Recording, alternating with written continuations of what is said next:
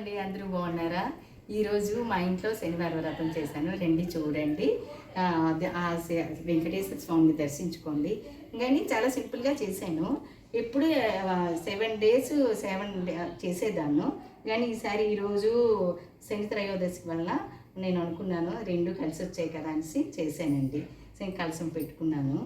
Next అన్ని రకాల నైవేద్యాలు పెట్టాను.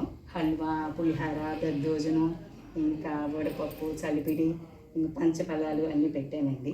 ముందు గణపతితో పూజ స్టార్ట్ చేశాను.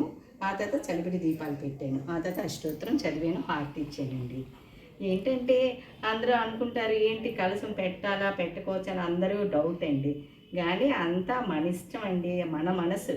దేవుడికి కావాల్సింది మన భక్తి, మన ప్రేమ, మన ఇష్టం అండి. మన మనసుకి నచ్చినట్టు చేస్తే చాలండి. అదే అందరూ ఏది అనుకుంటారని అని కాదు, మన మనసుకి ఏది నచ్చితే అలా చేయాలి. నాకు ఇలా నచ్చింది, నేను ఈ విధంగా చేసుకున్నానండి. చాలా సంతోషం.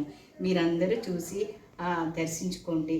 నేను ఎల్లప్పుడు ఏడుకొండ స్వామి ఎల్లవేళ మనందరి కోరికలు నెరవేర్చి ఆరోగ్యాలు ప్రసాదించాలని నేను కోరుతూ ఉన్నాను.